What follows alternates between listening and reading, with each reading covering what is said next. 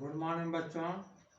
आज मैं आपके सामने अलंकार पाठ लेकर के पुनः प्रस्तुत हूँ। यह PT1 की रिवीजन वर्क के रूप में है।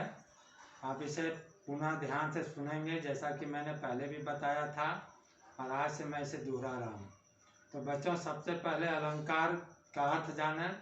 अलंकार का अर्थ होता है आभूषण, गहना, जेवर।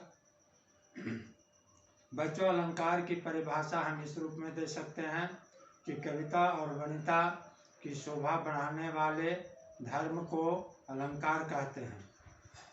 वैसे अलंकार का जो काम है वह सुनिए। अलंकरोति इति अलंकार, अर्थात जो शब्द काव्य की सुंदरता बढ़ाते हैं उसे अलंकार कहते हैं। अलंकार के मुख्यतः 3 भेद बताए गए हैं बच्चों। वैसे अभी के समय में 2 ही अर्थ बताए जाते हैं। तो दोनों की बात आप सुने। पहला है शब्दालंकार, दूसरा है अर्थालंकार और तीसरा है उभयालंकार। आप परीक्षा में यदि प्रश्न आता है अलंकार के भेद के संदर्भ में तो आप 2 भी लिख सकते हैं, 3 भी लिख सकते हैं। तो बच्चों, अर्थालंकार के अंतर्गत अनुप्रास अलंकार आते हैं, यमक अलंकार आते हैं और श्लेष अलंकार आता है। बच्चों, अनुप्रास अलंकार के विषय में आप ध्यान से सुने। कविता की पंक्ति में जो शब्द आते हैं, यदि कम से कम 2 शब्दों में प्रथम वर्ण एक जैसा हो तो उस स्थिति में अनुप्रास अलंकार होता है। अर्थात हम कह सकते हैं कि समान वर्णों की आवृत्ति को अनुप्रास अलंकार कहते हैं। उदाहरण के तौर पर आप देखें तो कालिंदी, कूल, कदम्ब की डारण। यहाँ पर कालिंदी और कूल और कदम्ब में प्रथम क वर्ण की आवृत्ति हुई है, तो इस स्थिति में इन तीनों शब्दों में अनुप्रास अलंकार होगा। बच्चों, दूसरा है यमक अलंकार। यमक अलंकार में आप देखेंगे तो आपको मिलेगा कि शब्दों की आवृत्ति होती है। शब्द क्रमानुसार भी आते हैं और नहीं भी आते हैं, लेकिन इन शब्दों के अर्थ जो हैं वो अलग अलग होंगे। क्रमानुसार आने वाले शब्दों की पंक्तियां आप ध्यान से देखें। कनक कनक तय 100 गुनी। इसमें कनक कनक शब्द क्रमानुसार रूप में आया है। एक कनक का अर्थ होता है सोना और दूसरे कनक का अर्थ होता है धतुरा। तो इस तरह से यह यमक अलंकार हुआ। और अलग अलग जगहों पर आते हैं शब्द, लेकिन उनके अर्थ अलग होते हैं। तो उस तरह के उदाहरण देखें, जैसे काली घटा का घमंड घटा। देखिए कि ये क्रमानुसार घटा शब्द नहीं आया है, एक अलग जगह पर है, दूसरे अलग जगह पर है। तो पहले घटा का अर्थ होता है बादल और दूसरे घटा का अर्थ होता है घटना, यानी समाप्त होना। तो बच्चों, इस परिस्थिति में यमक अलंकार कहलाता है। तीसरा आप देखें तो श्लेष अलंकार है। श्लेष शब्द जो है वह श्लिष्ट शब्दों से बना है, जिसका अर्थ होता है चिपका हुआ।